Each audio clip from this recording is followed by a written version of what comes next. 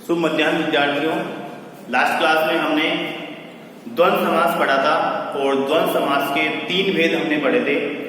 इतरेतर द्वंद्व, एक शेष द्वंद्व और समाहार द्वंद्व। तो द्वंद्व समास कंप्लीट होने के बाद में आज हम शुरू करेंगे द्विगु समास। आज हम पढ़ेंगे द्विगु समास। तो देखिए द्विगु समास की पहचान क्या होती है और इसका समास विग्रह हम कैसे करेंगे। तो इस समास में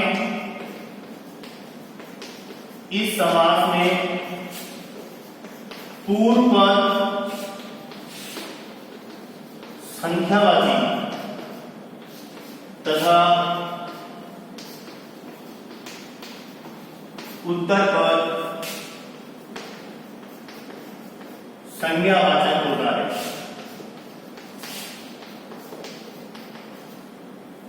इस समास में पूर्व पद संज्ञावाची तथा उत्तर पद संज्ञावाचक होता है। समस्त पद नपुंसकलिंग अथवा स्त्रीलिंग में प्रयुक्त होता है। समास विग्रह करते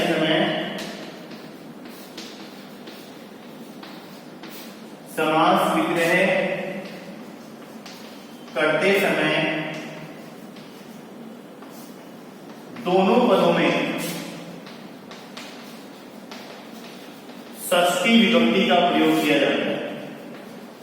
दोनों पदों में षष्ठी विभक्ति का प्रयोग किया जाता है। देखिए पहचान क्या होगी द्विगु समास की कि इस समास में पूर्व पद जो होगा वह संख्यावाची पद होगा। पूर्व पद हमेशा संख्यावाची होगा। समस्त पद हमेशा नपुंसकलिंग अथवा स्त्रीलिंग में प्रयोग किया जाएगा। समास विग्रह करेंगे तो दोनों पदों में हमें षष्ठी विभक्ति का प्रयोग करना है। अब षष्ठी विभक्ति में कौन सा वचन प्रयोग करेंगे? तो देखिए यह समास जो होता है यह भी समूह अर्थ में प्रयोग होता है। इस समास का प्रयोग समूह अर्थ में होता है और समूह में एक व्यक्ति तो होगा नहीं, इसलिए यहां षष्ठी विभक्ति बहुवचन का प्रयोग हम करेंगे जब हम समास विग्रह करेंगे। एग्जाम्पल्स लेते हैं। पंच पात्र, देखो पूर्व पद क्या आ रहा है इसमें? पूर्व पद आ रहा है पंच, एक संख्यावाची शब्द हो गया और जहां संख्यावाची शब्द आ रहा है वहां द्विगु समास होता है। अब दोनों पदों में षष्ठी बहुवचन का प्रयोग करेंगे तो षष्ठी बहुवचन आएगी पंचानाम, पात्र की हो जाएगी पात्राणाम और समाहार का प्रयोग हम करते हैं समाहार, क्योंकि समूह अर्थ में इसका प्रयोग होता है, इसलिए समूह अर्थ के लिए हम समाहार का प्रयोग इसके साथ में करेंगे। पंचानाम पात्राणाम समाहार इति। और देखिए सप्तर्षि, देखिए एग्जाम्पल सप्तर्षि सप्तानाम ऋषिणाम समाहार इति। सप्तानाम ऋषिणाम समाहार इति। त्रिलोकी, देखो पूर्व पद सभी में संख्यावाची आ रहा है, तो जब पूर्व पद संख्यावाची आएगा इसका मतलब द्विगु समास ही होगा। तो त्रि का षष्ठी बहुवचन होता है त्रयाणाम, लोक का षष्ठी बहुवचन होता है लोकानाम, और समूह अर्थ में प्रयोग कर रहे हैं इसलिए समाहार इति का प्रयोग हम करेंगे। त्रयाणाम लोकानाम समाहार इति। फिर आता है अष्टाध्यायी। अष्टाध्यायी षष्ठी बहुवचन अष्टानाम, अध्यायानाम, समाहारय इति। अष्टानाम, अध्यायानाम, समाहारय इति। तो ये है हमारा द्विगु समास। सबसे आसान है, पूर्व पद संख्यावाची होगा, समास विग्रह करेंगे, दोनों पदों में षष्ठी विभक्ति का प्रयोग होगा और षष्ठी विभक्ति बहुवचन का प्रयोग होगा, क्योंकि ये समूह अर्थ में प्रयोग किया जाता है। इसके बाद अंतिम समास जो आपके है वो है बहुव्रीहि समास।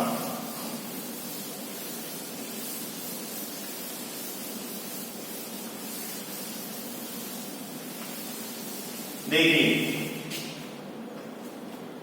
बहुव्रीहि समास, बहुव्रीहि समास। देखिए, इस समास में दोनों पद मिलकर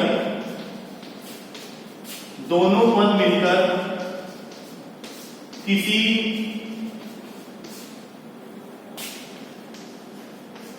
अन्य पदार्थ का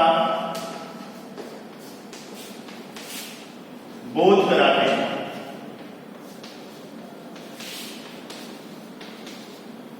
देखिए, समझे इसको ध्यान से। इस समास में दोनों पद मिलकर किसी अन्य पदार्थ का बोध करवाते हैं, अर्थात दोनों पदों से जो अर्थ निकलेगा वह किसी अन्य का ही बोध करवाएगा।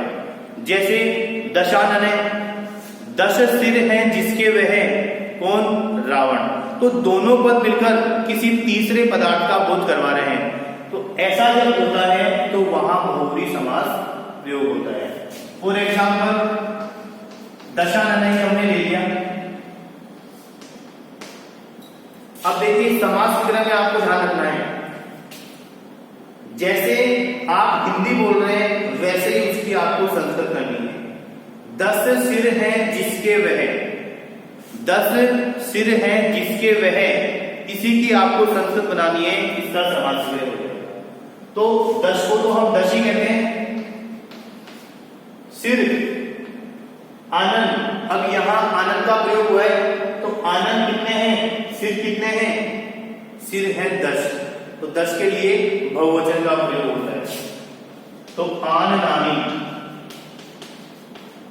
10 सिर है जिसके, जिसके के लिए शब्द प्रयोग होता है यस्य, वह से। यस्य का मतलब जिसके, सह का मतलब वह। तो 10 सिर हैं जिसके वह कौन? राम। और लेते हैं एग्जाम्पल,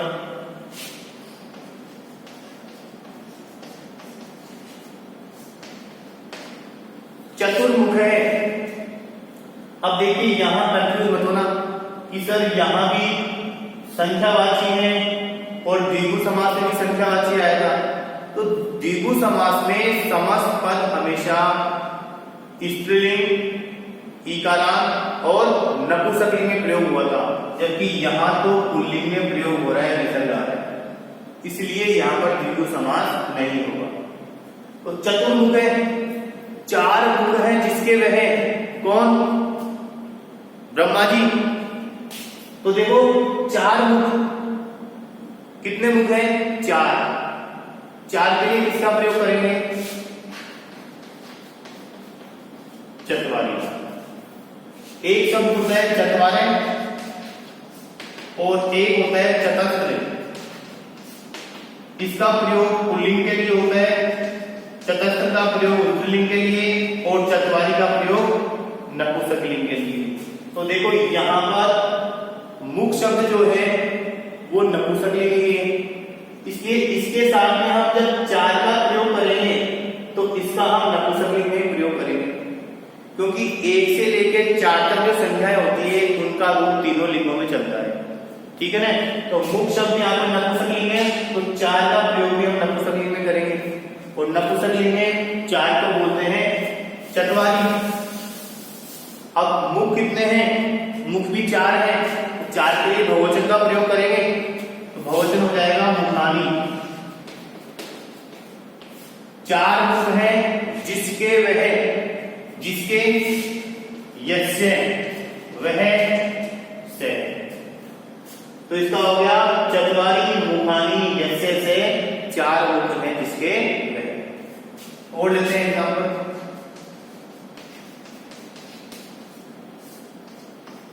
चक्रपाणी, चक्र यानी त्रिशूल, पाणी यानी हाथ। त्रिशूल है, चक्र है हाथ में जिसके वह, चक्र है हाथ में जिसके वह। कोई तीसरा अर्थ आ रहा है यहां पर।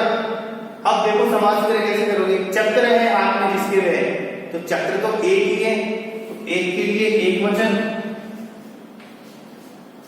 एक के लिए एक वचन। चक्र है हाथ में, देखो हाथ में कारक चिन्ह आ रहा है और में कारक चिन्ह आता है सप्तमी में। इसका मतलब इस पाणी शब्द में हमें सप्तमी का प्रयोग करना है और सप्तमी बनती है इसकी पाणव। इकारांत है, इकारांत की सप्तमी पाणव। तो चक्र है हाथ में जिसके वह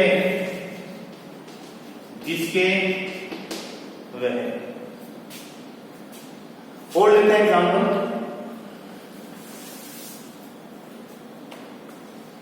शूलपाणी,